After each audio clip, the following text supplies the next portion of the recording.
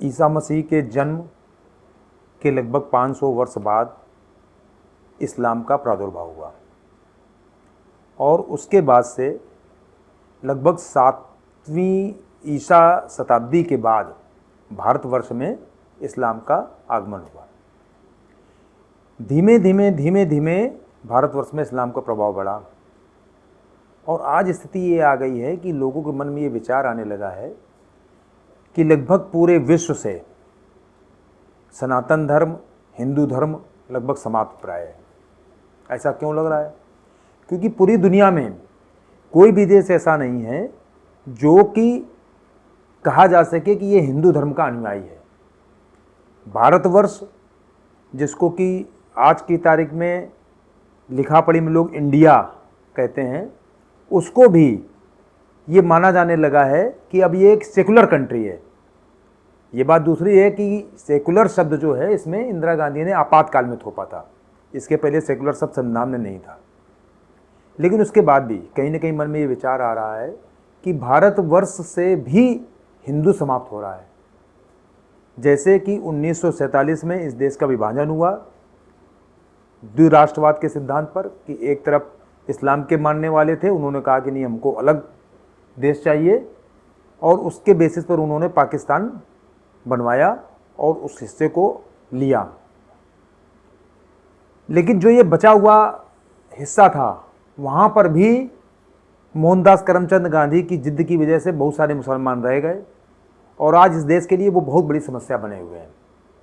क्योंकि वो धीमे धीमे जहाँ भी रहते हैं इस्लाम के अनुयायी, वहाँ वो एक नया पाकिस्तान का मतलब ये नहीं कि एक पाकिस्तान देश, पाकिस्तान का मतलब जिसको वो अपना देश समझते हैं, जिसको अपना स्थान समझते हैं, वो बनाने की प्रक्रिया लगातार उनकी चलती रहती है। कानपुर क्या, हम लोग तो कानपुर रहने वाले हैं। कानपुर में बहुत से मोहल्ले ऐसे हैं जिनको लोग ये कह सकते हैं कि पाकिस्तान है, मिनी पाकिस्तान है। इस तरीके बहुत सारे स्थान लगभग हर जिले में, हर जगह बने हुए होंगे और लोगों को ये भय व्याप्त होता जा रहा है कि धीमे धीमे हिंदुत्व समाप्त हो रहा है। तो क्या वास्तव में हिंदुत्व समाप्त हो रहा है? और क्या यह समाप्त हो सकता है? हमें तो लगता नहीं, क्योंकि जो चीज सनातन है, जिसका ना कोई आदि है और ना अंत है, वो कभी समाप्त हो ही नहीं सकती है। लेकिन हाँ, खतरा अवश्य है। वो खतरा किससे है? खतरा कभी भी बाहरी नहीं हो सकता है। बहुत सारे ऐसे खतरे होते हैं जिनको लोग मानते हैं कि बाहरी आक्रमण होते हैं जिनके कारण से चीज़ें खत्म होती हैं, लेकिन नहीं। अधिकांश चीज़ें प्रकृति में ऐसी होती हैं जो कि अपने अंदर के आक्रमण से ही समाप्त होती हैं, और यही हाल सनातन और हिंदुओं का है। विशेषकर हिंदुओं का, हम सनातन तो नहीं कहेंगे क्योंकि सनातन में और भी बहुत सारी चीज़ें समाहित हैं। तो हिंदुओं में ऐसी क्या क्या चीज़ें हैं जिनके कारण से हिंदुत्व समाप्ति के कगार पर है और हम लोग ये मान सकते हैं कि हाँ, वो कभी भी खत्म हो सकता है। जैसे हम स्वयं अपने आप को हिंदू मानने के लिए तैयार नहीं हैं। हम स्वयं अपनी परंपराओं, अपने संस्कृति, अपने कल्चर, उनको फॉलो करने के लिए तैयार नहीं है। तो क्या दूसरा आगे फॉलो करेगा? आगे क्या दूसरा क्यों फॉलो करेगा आपको? जब आप अपने आप को फॉलो नहीं कर रहे तो दूसरा क्यों आपको फॉलो करेगा?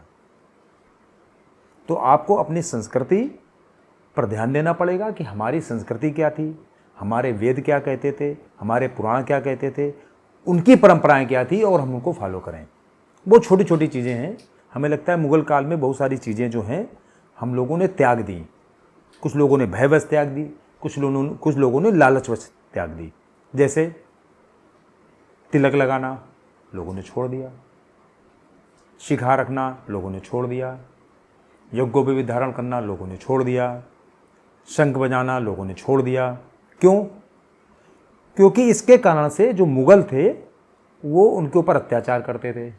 जैसे कि ये एक समय की घटना का याद है कि वो कोई राजा था मुगल का, वो जनेऊ जो लोग धारण करते थे उनकी हत्या करता था और इसके बाद एक कुंतल जनेऊ तोल के फिर उसके बाद भोजन करता था। इस तरह से कोई घटना मुझे याद आती है। इतिहास में मुझे कोई बहुत ज़्यादा वैसे नाम और तथ्य ये उसके हिसाब से याद नहीं रहते, लेकिन हमें घटनाएं थोड़ी बहुत याद रहती हैं, उनके ऊपर हम चर्चा करते हैं। बहुत बार बहुत इस तरीके सुना गया कि शंख बजाने पर प्रतिबंध लगा दिया गया कि शंख नहीं बजाया जाएगा, घंटा घड़ियाल नहीं बजाया जाएगा मंदिरों में। तो इस तरह चीज़ों पर प्रतिबंध लगाया गया। लोगों ने डर के मारे तिलक लगाना बंद कर दिया, लोगों ने शिखा रखनी बंद कर दी। लेकिन कालांतर में भी हमने देखा कि अभी भी बहुत से लोग जो हैं शिखा रखते हैं, बहुत से लोग तिलक लगाते हैं, बहुत से लोग यज्ञोपवीत धारण करते हैं और लोग अपने घरों में शंख भी बजाते हैं।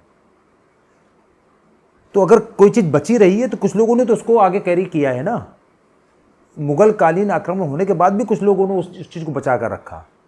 वो लोग बहुत ही धन्यवाद के पात्र हैं कि उन्होंने इन परंपराओं को, इन चीज़ों को जीवित रखा और आज लोगों को बताया कि हम लोगों की परंपराएं ये थी।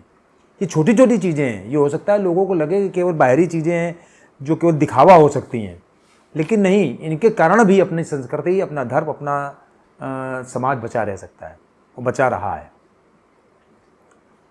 क्योंकि अगर हम देखें कि यज्ञोपवीत एक छोटी चीज़ हम लें, तो जब हम किसी का अपने देखते हैं हिंदू धर्म में, जब किसी का विवाह होता है तो उसकी विवाह से पहले उसका अगर यज्ञोपवीत नहीं होता तो उसका विवाह नहीं करवाया जाता है। क्यों नहीं करवाया जाता है? क्योंकि बिना यज्ञोपवीत के उसका विवाह भी नहीं हो सकता है। इसका मतलब चाहे हिंदू धर्म के चाहे कोई भी वर्ण रहे हों, उनमें यज्ञोपवीत अनिवार्य था। मरने के बाद उसकी चिता को अग्नि नहीं दी जा सकती है अगर उसका यज्ञोपवीत नहीं हुआ है, उसको प्रवाहित करना पड़ेगा। या कोई बालक ऐसा है जिसकी पिता की या किसी बड़े की मृत्यु हो गई है तो वो चिता में अग्नि नहीं दे सकता है अगर उसका यज्ञोपवीत नहीं हुआ है तो इसका मतलब यज्ञोपवीत इतना अनिवार्य था। और ये ऐसा नहीं कि केवल ब्राह्मणों के यहाँ, ब्राह्मण, क्षत्रिय, वैश्य, शूद्र चारों वर्ण थे, चारों वर्णों में ये अनिवार्य व्यवस्था थी। तो इसका मतलब अगर कुछ लोग इसको कैरी कर रहे हैं, हम तो बहुत सारे अपने क्षत्रिय भाइयों बंधुओं को देखते हैं वो भी यज्ञोपवीत पहनते हैं, बहुत सारे अपने जो वैश्य बंधु हैं वो भी यज्ञोपवीत पहनते हैं। तो इसका मतलब ये सब जगह था, सब लोगों के लिए रखना अनिवार्य था, लेकिन किसी कारणवश उन्होंने भयवश या लालचवश इस चीज़ को दूर किया। तो इसको पुनः धारण करना चाहिए। इसी तरीके से हमें लगता है तिलक है, शिखा है। हमारे तो कुछ एक ऐसे क्षत्रिय बंधु जो हमसे भी बड़ी शिखा रखते हैं, तिलक लगाते हैं बाकायदे। हमें तो मतलब अगर उनको देख ले कोई तो लोग उनको समझेंगे पंडित जी हैं। लेकिन ऐसा क्यों माना जाने लगा कि जो तिलक लगाए हुए, जो शिखा रखे हुए, जो यज्ञोपवीत धारण की वो केवल पंडित हो सकता है, ब्राह्मण हो सकता है? तो इस भ्रम को दूर करने की जरूरत है कि ये हमारे भारतवर्ष के जो हिंदू वर्ण के चारों वर्ण थे सबके लिए अनिवार्य था। और सब लोगों को अब, चूंकि अब मुगल काल नहीं है, किसी से भय नहीं है, तो अब हम लोगों को इसको धारण करना चाहिए और अपनी इस परंपरा को आगे बढ़ाना चाहिए। इसके अलावा और चीज़ें हैं जिनसे कि अपने हिंदू धर्म को बचा सकते हैं। जैसे हमें अपने आप को समर्थ बनाना पड़ेगा, सामर्थ्यशाली बनाना पड़ेगा। क्योंकि अगर सामर्थ्यशाली नहीं थे, इसीलिए दूसरे जो बाह्य आक्रमण हुए मुगल के या अंग्रेजों के, उनसे हम लोग परास्त हुए और अपने धर्म को हम लोगों ने छोड़ा। बहुत से लोग उसमें विधर्मी हो गए। आज जो भारत वर्ष में जितने ईसाई दिखाई पड़ते हैं, जितने मुसलमान दिखाई पड़ते हैं, वो सब केवल और केवल यहाँ के पूर्व में हिंदू थे, जो पहले कायर थे, डरपोक थे, या किसी लालचवश वो मुसलमान बन गए या या ईसाई बन गए। अब कौन सा भय है? अब कौन सा भय बचा है कि कौन से मुगल यहाँ पर आक्रमण किए दे रहे हैं, कौन सा अंग्रेज यहाँ पर आक्रमण किए दे रहे हैं? तो मान लो घर का भूला है, सुबह का भूला है, शाम को घर आ जाता है। तो आप भी भूले हुए हो, मान लो किसी कारणवश आप बाहर चले गए थे, आपने इस्लाम अपना लिया था, आपने ईसाई अपना लिया था, आप घर वापस आ जाओ। इसमें क्या समस्या हो सकती है? क्योंकि आपके सारे पूर्वज जो थे हिंदू थे। अगर आप अपनी वंशावली देखो तो आपको 4, 6, 5 वंश पहले आपको दिखाई पता लगेगा कि आपके पूर्वज भी कोई रामलाल और कोई सीताराम या कोई कृष्ण कुमार रहे होंगे। तो आपको वापस आने में हमें नहीं लगता है कि किसी तरह की कोई दिक्कत होनी चाहिए। इवन हम ये कह रहे हैं कि मान लीजिए ठीक है, आपने एक पूजा पद्धति अपना ली है, आप ईसा मसीह की पूजा करने लगे हैं, आप पैगंबर मोहम्मद की पूजा करने लगे, आप करते रहिए। लेकिन हिंदुत्व से विरोध क्यों? आपको उनका विरोध करके आपको क्या मिलने वाला है? क्या जैसे एक कहावत अपने गांव में कही जाती है, नया मुल्ला प्याज प्याज चिल्लाता है। तो क्या वही करने के लिए आप केवल हिंदुत्व का विरोध करते हैं कि चूंकि आप नए नए अभी ईसाई बने हैं, नए नए मुसलमान बने हैं, तो आपको हिंदुत्व का विरोध करके आपको वहां पर अपनी वो साबित करनी है, प्रामाणिकता साबित करनी है कि आप मुसलमान बन गए और ईसाई बन गए। तो हमें लगता है कि इन सब चीज़ों को बंद करना चाहिए। अगर आपके अंदर हिम्मत है, अगर आपके अंदर जरा सा भी साहस है, तो आप उसको छोड़ के वापस अपने घर आइए, अपने भाइयों से मिलिए, और जहां से आप गए थे वहां वापस आइए। अगर आप पहले ब्राह्मण थे तो ब्राह्मणों में वापस आइए, अगर पहले आप क्षत्रिय थे तो क्षत्रियों में वापस आइए। और ये हिंदू समुदाय इतना सहिष्णु है कि आपको उसी रूप में वैसे स्वीकार करेगा।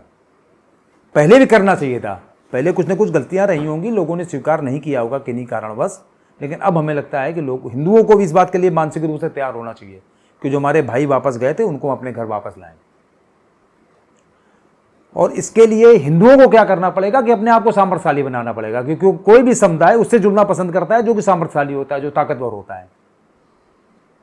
अगर वो वहां गए हैं, इन्होंने ईसाई धर्म या इस्लाम धर्म अपनाया तो इसलिए अपनाया हो सकता है कि वो उनको लगाओ कि ये सामर्थ्यशाली है, ये शक्तिशाली, इनके साथ रहेंगे तो ज़्यादा ठीक रहेगा। तो अगर आप अपने आप को सामर्थ्यशाली बना लेंगे, शक्तिशाली बना लेंगे, तो वो वापस आपके साथ आ जाएंगे। तो हिंदुओं को ये उपाय करना पड़ेगा। सामाजिक और आर्थिक स्तर पर भी आपको सामर्थ्यवान बनना पड़ेगा। सामाजिक स्तर पर मतलब अपने सारे वर्णों को एक साथ इकट्ठा करना और उनको अपनी ताकत बनाना। अलग अलग वर्ण बन के, अलग अलग विभेद करके आप कभी ताकतवर नहीं हो सकते। जैसे कि कहावत है कि एक लकड़ी को तोड़ सकते हैं, एक गट्ठर को नहीं तोड़ा जा सकता है। उसी तरीके से कि अगर आप सामर्थ्यशाली रहेंगे, एक साथ रहेंगे, तो अपने आप सामर्थ्यशाली रहेंगे और भी लोग आपकी तरफ आकर्षित होकर आएंगे। इवन दुनिया के दूसरे देशों में जहाँ पर कि हिंदुत्व फैल रहा है, सनातन फैल रहा है, तो उसका कारण केवल ये है कि इसके अलावा कोई भी संप्रदाय, कोई भी मत ऐसा नहीं है जहाँ पर कि आपको भगवान तक पहुँचने की आज़ादी हो। तो जब आपको सोचने समझने के बाद भगवान तक पहुँचने की आज़ादी है तो आप वापस अपने घर आइए और अपने उस पुरानी परंपरा, पुरानी कल्चर, उसको फिर से आत्मसात करिए। इसमें हम लोग ये भी कर सकते हैं कि जो विधर्मी हो गए हैं, एक तो ये हुआ कि उनको जब हम अपनी ताकत दिखाएंगे तो वो वापस आएंगे, उनको समझाएंगे तो वो वापस आएंगे। और तीसरा तरीका हो सकता है कि हम उनको सामाजिक रूप से बहिष्कृत करें। अगर कोई गलत काम कर रहा है तो उसका एक तरीका यह भी होता है कि उसको अगर आप बहिष्कृत करोगे अपने समाज से, तो अपने आप वो जो है सोचेगा कि नहीं, हमको समाज की मुख्य धारा में आने के लिए इनके साथ जुड़ना चाहिए। तो अगर आप उनको कहेंगे कि नहीं, आप भैया अलग हो तो अलग रहो, अगर आपने इस्लाम अपना लिया है तो आप अलग रहो, फिर आप हमारे साथ घुलने मिलने की कोशिश मत करो। तो अगर आपको आपके साथ घुलना मिलना चाहेंगे तो वापस आपके साथ आपके पास खुद ही आएंगे, कहेंगे भैया आप अपने आप में हमको मिला लो। तो एक ये भी तरीका हो सकता है। तो किसी भी तरीके से अपने आप को मजबूत करना। अपने यहाँ ये माना जाता था, बहुत से लोग ये जो वामपंथी विचारक ये फैलाते हैं कि हिंदू धर्म में अंधविश्वास हैं। तो हमें नहीं लगता है कि हिंदू धर्म में अंधविश्वास है। हिंदू धर्म में विश्वास हो सकता है, अंधविश्वास नहीं हो सकता है।